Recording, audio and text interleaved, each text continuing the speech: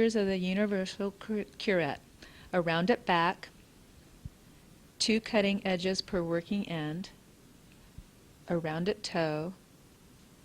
The face of the curette is perpendicular to the lower shank so that the cutting edges are level with one another. The face of the curette is divided into 3 sections: the toe or lower third, the middle third, and the heel or upper third.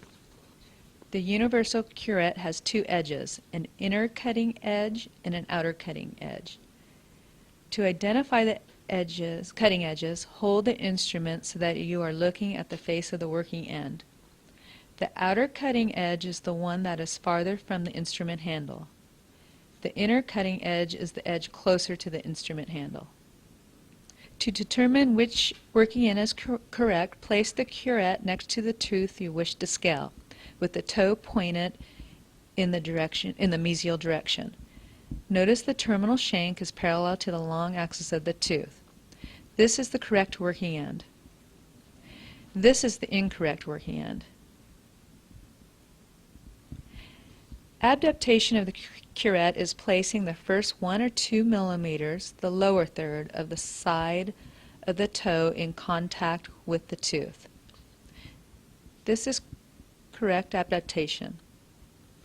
This is incorrect. Notice the middle third of the working end is in contact with the tooth.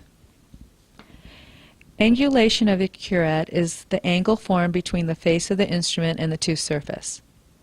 For insertion beneath the gingival margin, the face to tooth surface angulation should be between 0 and 40 degrees. To close the angle, lean the handle toward the surface you are working on so the face of the curette is almost against the tooth. To open the angle, lean the handle away from the tooth so more the cutting edge is in contact with the tooth. For insertion beneath the gingival margin into the sulcus or pocket, the working end is inserted with a closed angulation of 0 to 40 degrees. Position the working end with the toe pointed toward the gingival margin.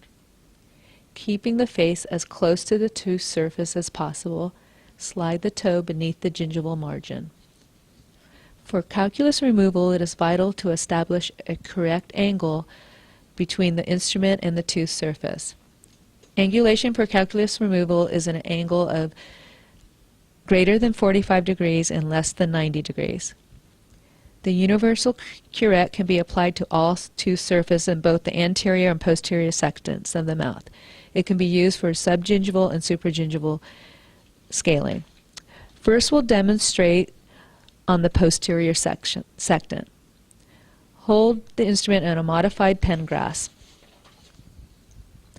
Establish a safe, comfortable fulcrum next to the working area. Begin with the last molar in the sextant. The distal surface is completed first, beginning at the distal facial line and working onto the distal surface. Insert the working end beneath the gingival margin with the toe tipped toward the gingival margin and the face of the curette in a closed position. Adapt the cutting edge to the mesial of the distal facial line angle. The toe should aim toward the back of the mouth because this is the direction in which you are working. Make sure the terminal shank is parallel to the long axis of the tooth when you have opened the curette to establish a working angle. Work at least halfway across the distal surface from the facial aspect, keeping the cutting edge adapted to the tooth at all times by pivoting on your fulcrum and rolling the instrument handle. You are now ready to instrument the facial and mesial surface. While maintaining your fulcrum, lift the working end away from the tooth and turn it so that it aims toward the front of the mouth in the mesial direction. Reposition the working end at the distal facial line angle with the toe aiming forward. Reinsert the working end in the closed position. Open the face and check that the terminal shank is parallel. Use a working stroke along the facial surface. When you get to the mesial line angle, Roll the instrument handle to readapt the toe third of the cutting edge to the mesial surface. Work at least halfway across the mesial surface from the facial aspect. Okay.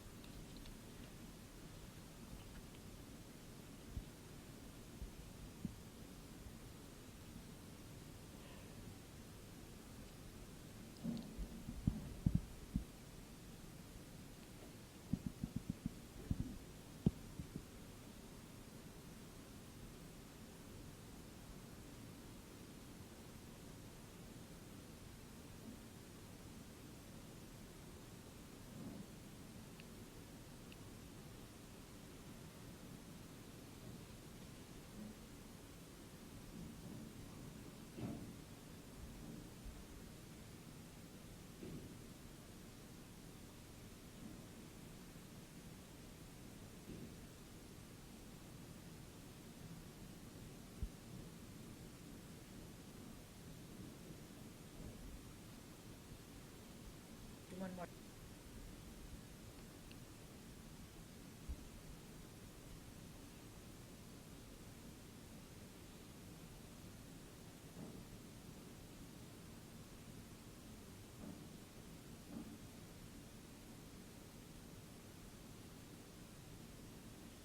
Good. Now, using the universal curette on the anterior sextant, only the outer cutting edges are used. The face of the working end should tilt toward the tooth surface. The lower shank reaches across the tooth surface. Think anterior across. The handle of the curette is parallel to the long axis of the tooth. This is the correct cutting edge. This is incorrect.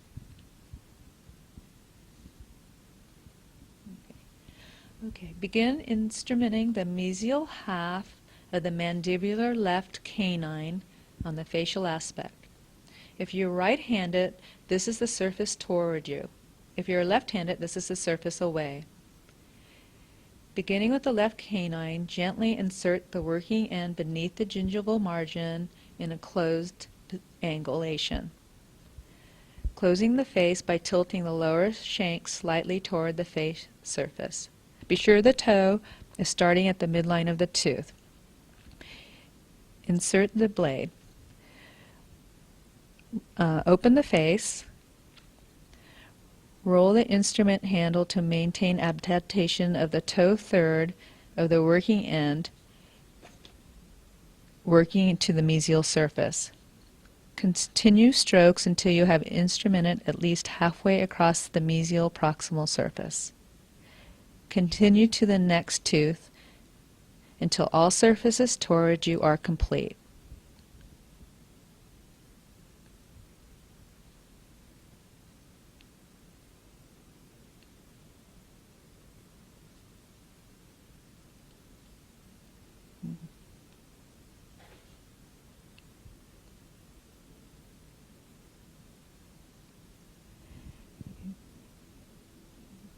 Okay. Change your clock position for surfaces away toward you if you are left-handed. Beginning with the mesial surface of the right canine, complete all surfaces beginning at the midline of the tooth.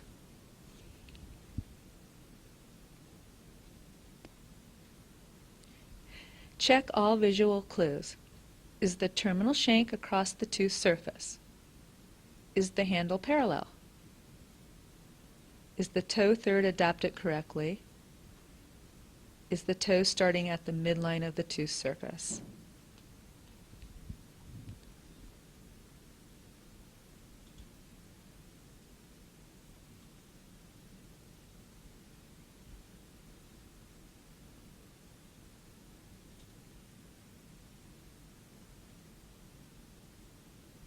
Okay, good.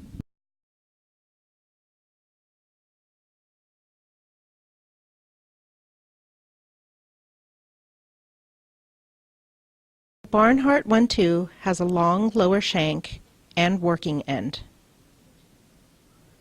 Each universal curette has an inner and an outer edge.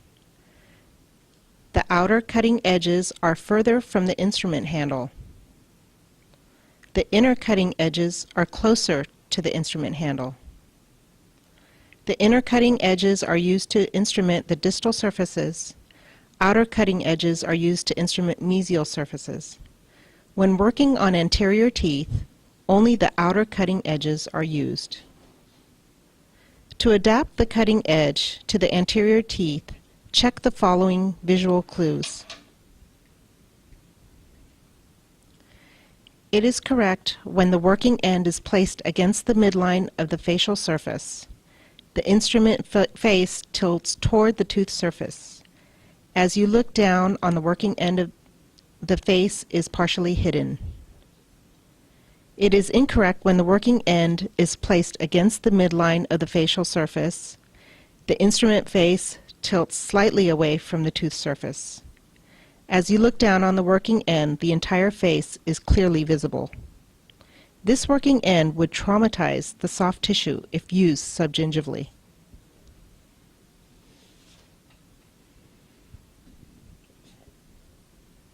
Working on the lower anterior sextant, surfaces toward, change your seated clock position to work these surfaces.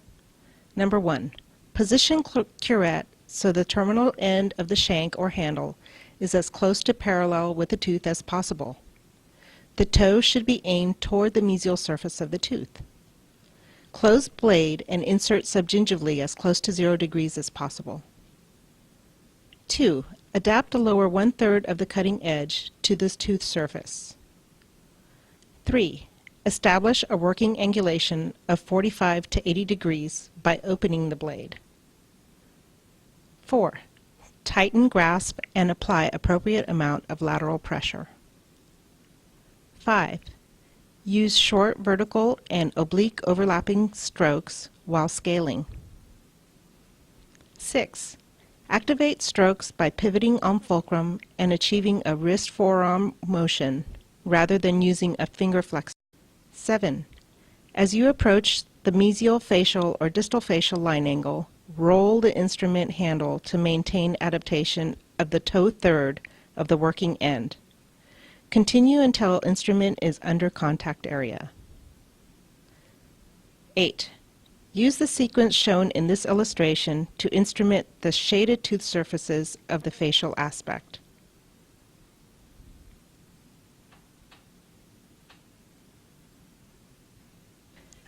9. Change seated clock position to work surfaces away and continue in a similar manner.